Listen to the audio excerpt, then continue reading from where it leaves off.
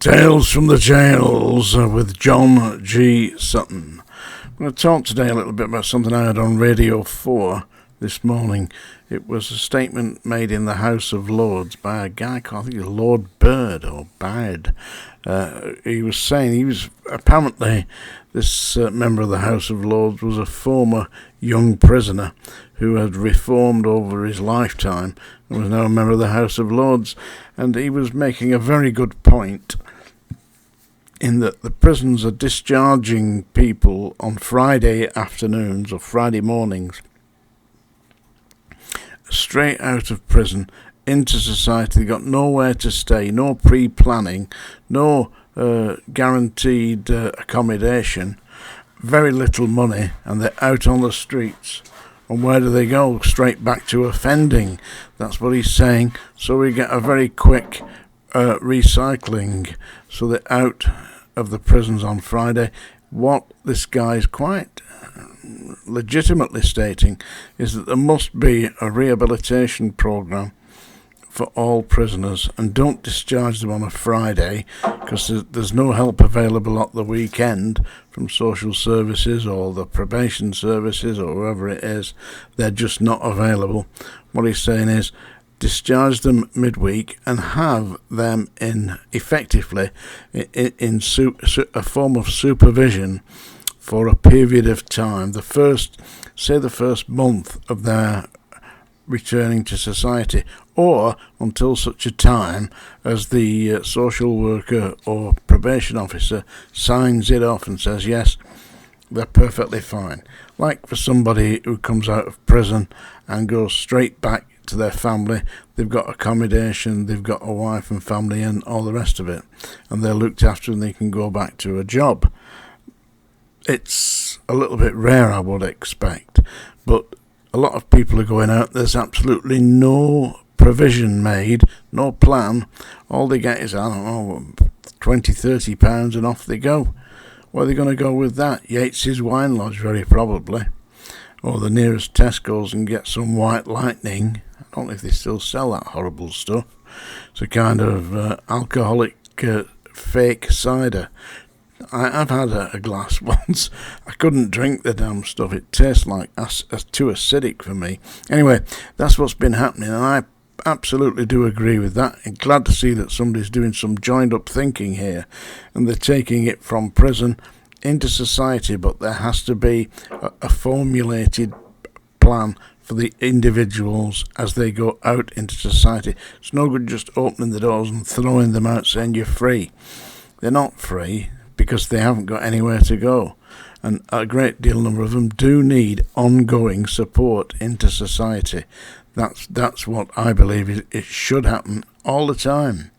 I mean, at Strangeways, we used to see people going out at Christmas, round about at the early December. They didn't want to go out. Because if they go out into society, they're not going to get Christmas dinner. They're not going to be in warm accommodation. They're not going to have people that they know around them. They're out on the streets sleeping rough. So as soon as they get out of Strangeways, what they used to do was go and put some shop window in or cause a trouble in a public house, get themselves arrested, back into Strangeways. Happy days. They've got the Christmas dinner. They didn't bother. Seriously. For some people, prison is not a punishment. For some people, prison is an alternative to sleeping rough on the streets or in some downtrodden boarding house somewhere. So people do commit offences deliberately to get themselves locked up. It's a sad state of affairs. So what this Lord Bird, I believe he was planning was that prisoners on release would have a release plan. And it's about time somebody did something about this. I'm sure that you would agree. Yeah. Sad to see that Dame Edna Everage, Barry Humphries has died. I really enjoyed his humour. It's been funny all the years. I liked his Australian cultural attaché. I thought that was hilarious.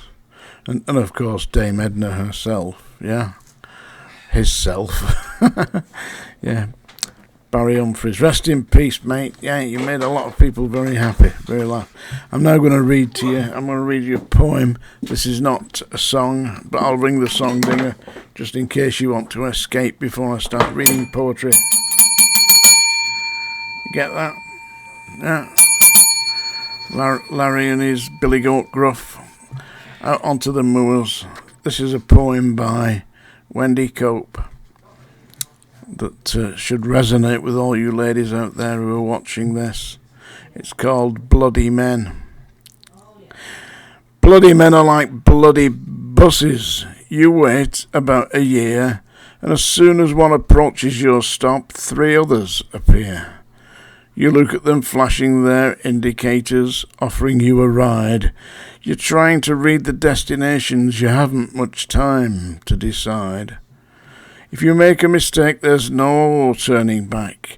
Jump off and you'll stand there and gaze with the cars and the taxis and lorries go by, and the hours, the minutes, the days. There you are. Bloody Men by Wendy Cope. It's only a little short one today. I was absent yesterday, very busy here. Having my decking refurbished. That's the decking outside, by the way, not the decking down here. I'll leave that alone. It'll go its own sweet way. Tales from the jails, folks.